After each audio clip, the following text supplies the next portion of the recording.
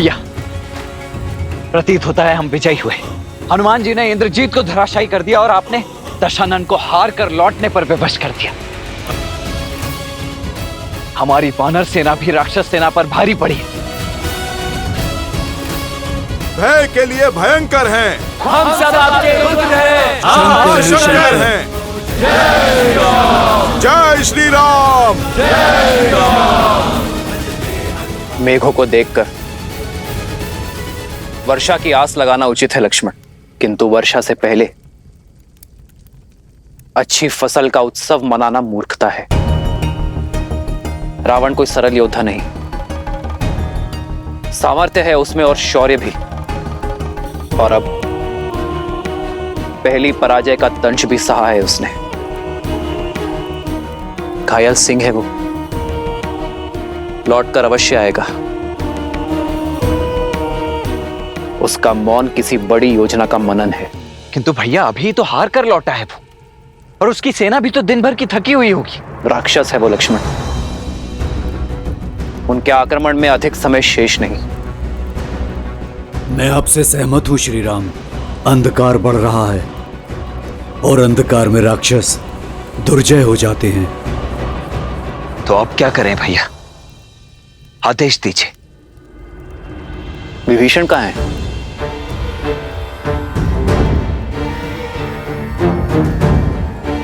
नल, नील,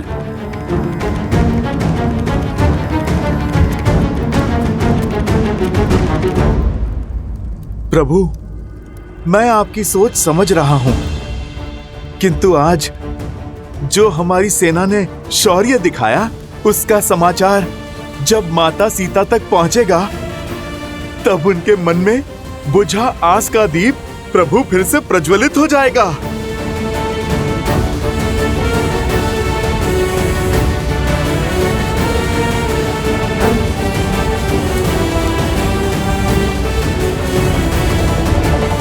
सीते, सीते।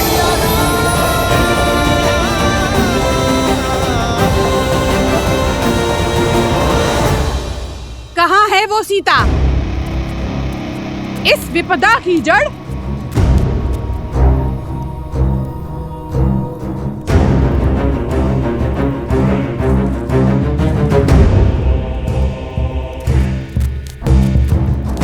आज तुम्हें मारकर राक्षस कुल पे आई इस विपदा को सदा के लिए समाप्त कर दूंगी।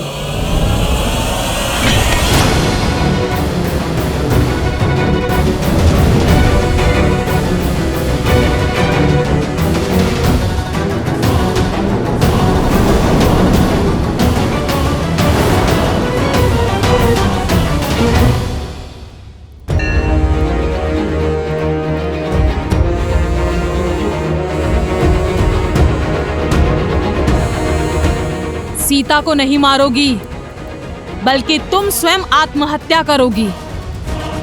भूल गई लंकेश का आदेश? महाराज का सम्मान उनके आदेश से बड़ा नहीं। आज पहली बार महाराज युद्ध में अपना सम्मान खोकर आए हैं, वो भी इस सीता के कारण। महाराज का मान और सम्मान धराशायी हुआ है। महाराज के अजय रथ को इसके पति उस वनवासी ने चूर चूर कर डाला। मेरी मानो, समाप्त कर डालो इसे, मत बचाओ इसे।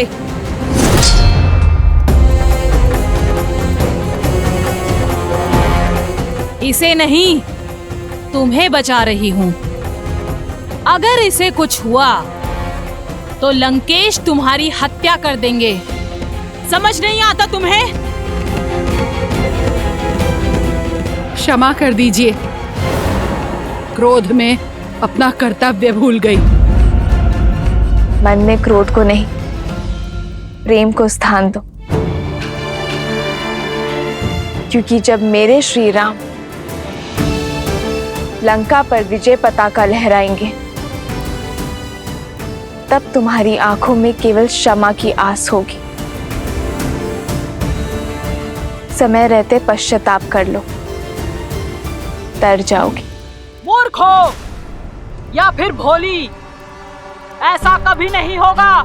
संसार में अगर भय है तो सिर्फ लंकेश का, वर्चस्व है तो सिर्फ इंद्रजीत और कुंभकर्ण जैसे वीरों का। तुम चाहे जितना टालने का प्रयास करो, श्री राम का अंत निकट है। टाल तो तुम रही हो विधि के विधान को, धर्म और न्याय की पुकार को, क्योंकि इस युद्ध में अंतिम विजय धर्म की ही होगी, मेरे श्री राम की ही होगी। और उन्हें ना तुम्हारा अंधविश्वास रोक पाएगा और ना ही तुम्हारे लंकेश का अहंकार।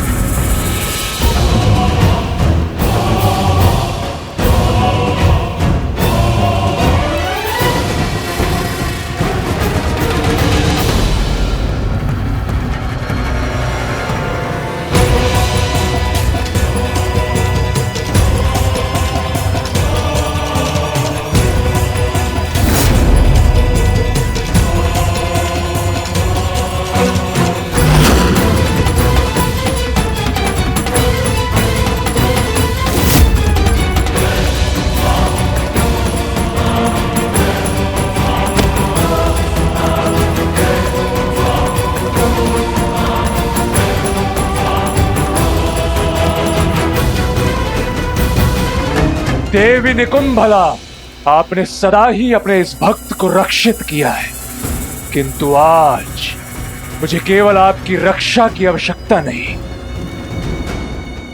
मुझे आपसे वो बल चाहिए जिससे मेरे शत्रु की रक्षा कोई भी ना कर पाए, और उसके लिए मुझे आपके पिशाचों की सेना की आवश्यकता है देवी।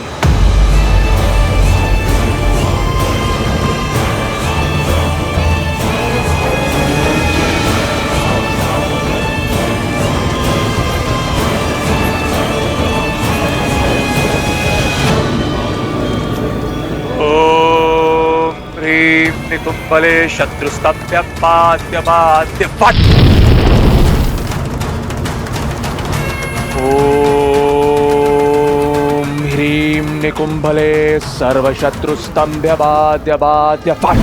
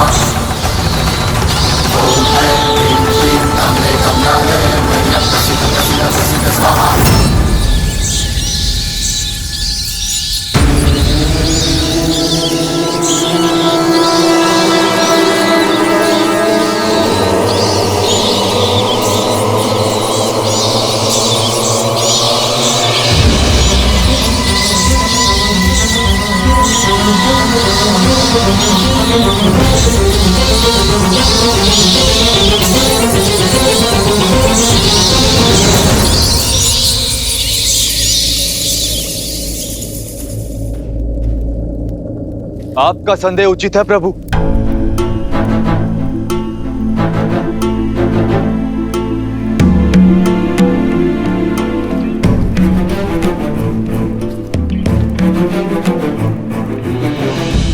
दशानन ना अपमान फूलते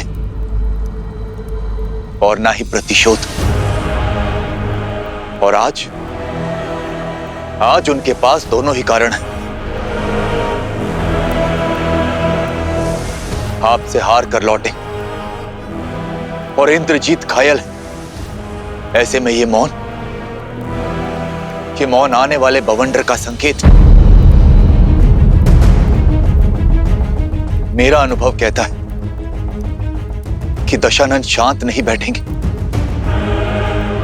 अंधकार का लाभ उठाकर रात्रि में माया युद्ध का शंखनाद करेंगे।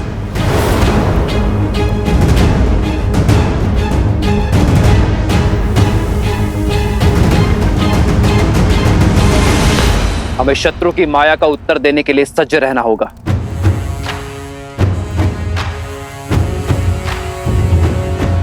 बताइए विभीषण, हमारी सेना को सतर्क कीजिए। राक्षस रात्रि के अंधकार में क्या क्या माया खेल खेलते हैं।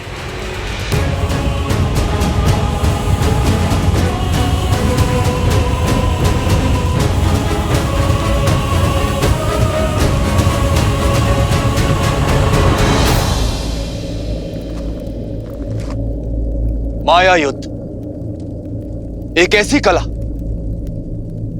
जो आप सबकी सोच से भी अधिक भयावह है। अब तक आपने युद्ध भूमि में जो भी देखा वो केवल एक प्रस्तावना थी। माया का महाग्रंथ बहुत बड़ा है। माया के प्रयोग से राक्षस अपनी इच्छा से कोई भी रूप धारण कर सकते, प्रकृति को प्रकोप में बदल सकते। चक्रवात, आंधी, मेघ, वर्षा, किसी को भी अपना अस्त्र बना सकते। माया केवल एक शक्ति नहीं, माया एक रणनीति भी है जिसका उद्देश्य युद्ध से पहले ही अपने शत्रु की आस और साहस को तोड़ना। आप जिस पर प्रहार करेंगे वो शत्रु आपके समक्ष होगा ही नहीं, होगी तो केवल माया। वो ऐसे मंत्रों का जाप करेंगे जिनसे भय, भ्रम और उन्माद जन्म लेते। भूतों और पिशाचों का सहयोग मिलता है उन्हें। इसलिए माया युद्ध को कम आंकने की भूल ना करें। दशानन हर युद्ध केवल बल से नहीं जीते, माया का बहुत बड़ा सहयोग लिया है उन्होंने। आपका परम मित्र माया के वश में आकर आप पर प्रहार कर सकता है।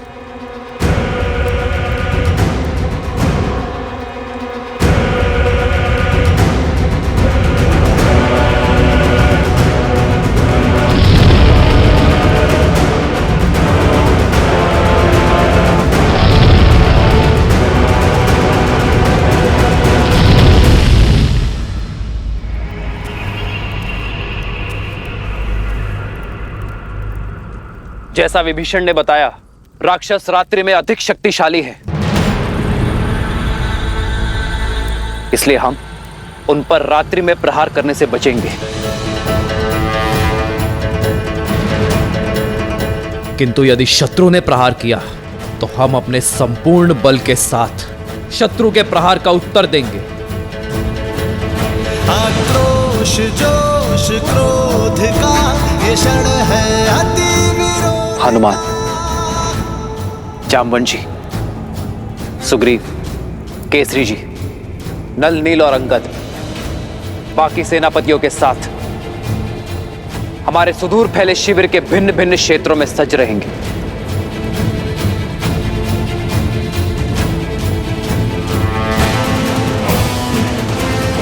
और मैं सेना में सबसे आगे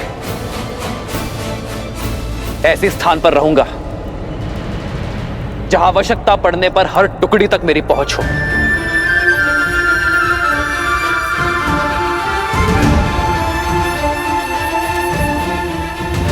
यह धर्म युद्ध है, इसीलिए कठिन होना सहज है, पर अंततः विजय हमारी होगी।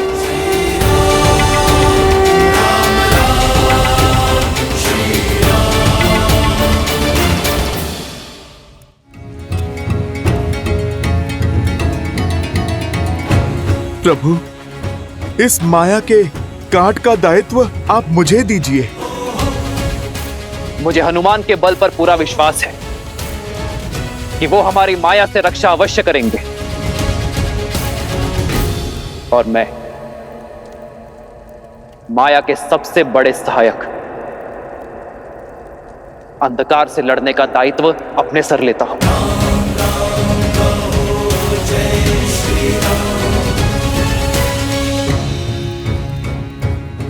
हम अंधकार का नाश प्रकाश से करेंगे,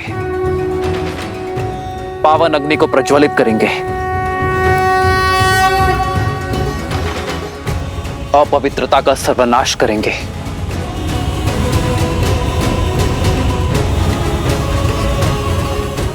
लक्ष्मण। जी भैया। अग्नेयास्त्र का आवाहन करने के लिए सज्ज रहना। हमें किसी भी क्षण आकाश से अंधकार का आवरण हटाने की आवश्यकता पड़ सकती है। और हां, माया के किसी भी संकेत को अनदेखा मत करना। जो आज्ञा भैया। जय श्री राम, जय श्री राम। मेरे आश्चर्य का अंत कर दिया। मैं यही सोच रहा था कि आज तुम मेरा समर्थन कैसे कर रही हो। महादेव की कृपा है कि मेरे पुत्रों की सोच तुम पर नहीं गई। शीघ्र ही मेरा मेघनाद उस वनवासी के प्राण हर राक्षस कुल के अपमान का प्रतिशोध लेगा। अपने पुत्र के शौर्य और सामर्थ्य पर मुझे भी विश्वास है लंकेश। वो प्रतिकार अवश्य लेगा आपके लिए। मैं केवल इतना कहना चाहती हूँ कि इस प्रतिकार के बाद इस अध्याय का अंत कर दीजिए। अपना सम्मान पाने के पश्चात सीता को सम्मान सहित लौटा दीजिए लंकेश, ताकि भविष्य में आपका सम्मान बना रहे। आज भी मेरे विरुद्ध हो तुम? तो सदा आपके साथ ही खड़ी हूं लंकेश, इसलिए तो आपसे विनती कर रही हूं कि सदा आपके साथ खड़े रहने का सौभाग्य मुझे मिल सके, कि कभी कभी आपके बिना मुझे अकेले खड़ा ना रहना पड़े। एक बार पुनः विचार कीजिए, जैसा मैं कह रही हूं वैसा कीजिए, सब सकुशल हो जाएगा। आपका मान भी बना रहेगा और युद्ध भी शेष होगा। सीता की स्वतंत्रता में राक्षस कुल का हित है लंकेश। बस, अब मैं और कुछ नहीं सुनना चाहता। शीघ्र ही मेरे मेघनाद का यज्ञ संपन्न होगा और शीघ्र अतिशीघ्र उस वनवासी के अंत का आरंभ। सर्वशत्रुस्तंभ्य बाध्य बाध्य वट।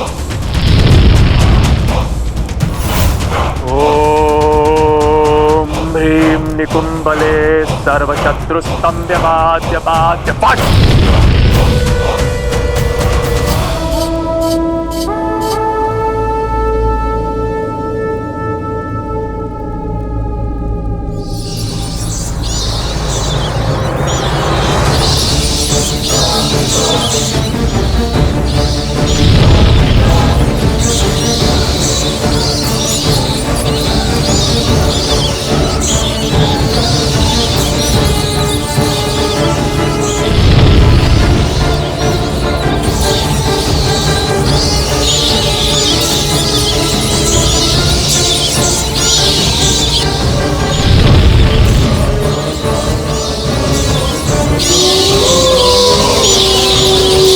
ये तो सियारों के रुदान की आवाज है। वो लोग भी चित्कार कर रहे हैं।